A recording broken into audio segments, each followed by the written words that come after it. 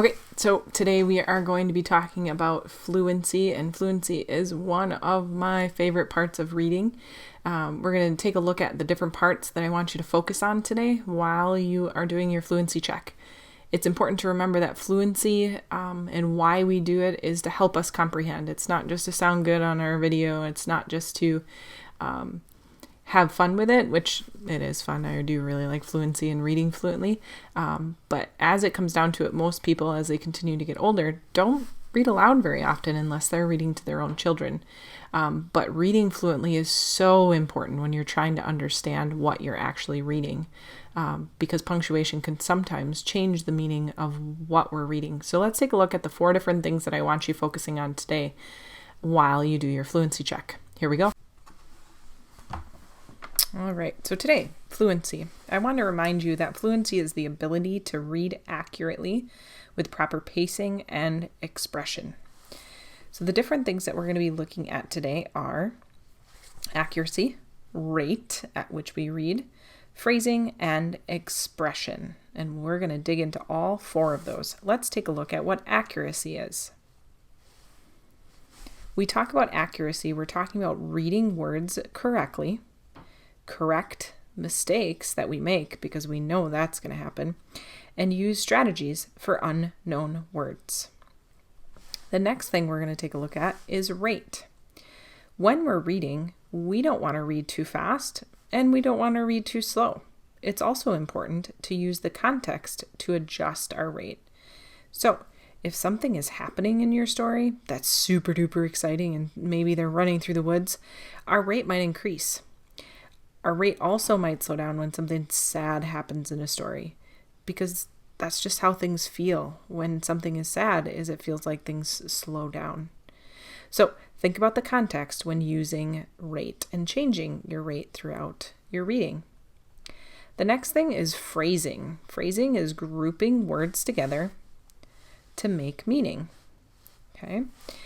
And the other thing that phrasing is it's putting words together so that it sounds like talking. We've talked about this a lot in class. We want our reading to sound like people are talking, because if people are talking, it's easier to understand. So think about that while you're reading as well today. And my favorite of all 4 of them, expression. Read with feeling. Help your audience as well as yourself feel what's going on in the story. If in the book the characters are sad, help your audience feel that sadness. If your characters are excited, help your audience feel that excitement, or scared, help them feel that feeling. Next, look at punctuation marks. If there's an exclamation point, let's figure out why. Are they angry? Are they happy? Are they sad? Why is the exclamation mark there? The next thing is use the context to adjust. So same thing as rate. If something exciting is going on, read with some excitement. If something sad is going on, read with that sadness in your voice. If something scary is going on, maybe it deserves a whisper or something that makes it a little bit more scary or suspenseful.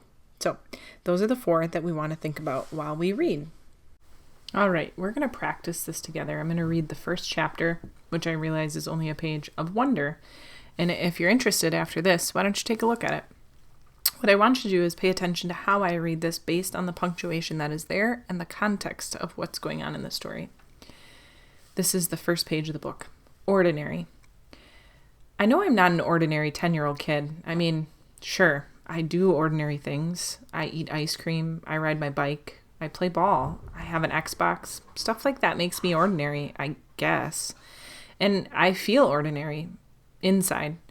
But I know ordinary kids don't make other ordinary kids run away screaming in playgrounds.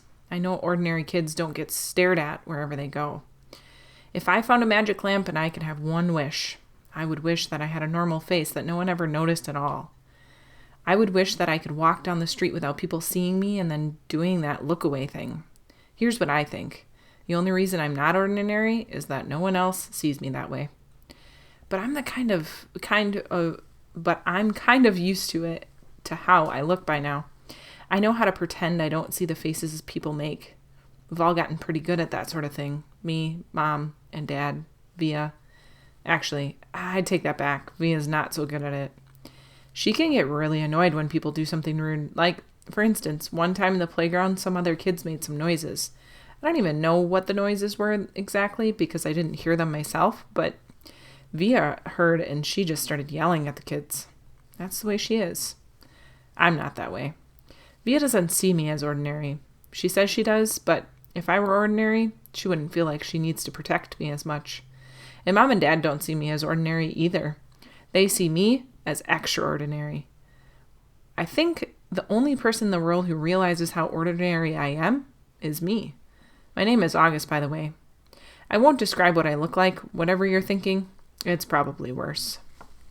All right, so that is the fluency lesson for today. I hope you take into consideration some of the things we talked about in the lesson and thinking about accuracy and rate and phrasing and expression, especially expression and accuracy. On that note, we're going to make mistakes. In fact, you even heard while Miss Thompson was just reading that she made a mistake as well. Yeah. And how did I figure out it wasn't quite right? Because it just didn't make sense. And so I had to slow down and figure out the words that I was goofing up. And so think about what you're reading while you're reading it. Think about the expression to help you understand it better. I can't wait to hear what you guys have to read. Pick your favorite page from Mr. Popper's Penguins, record yourself reading, and send that to me via Canvas. Have a great day, guys. Thanks.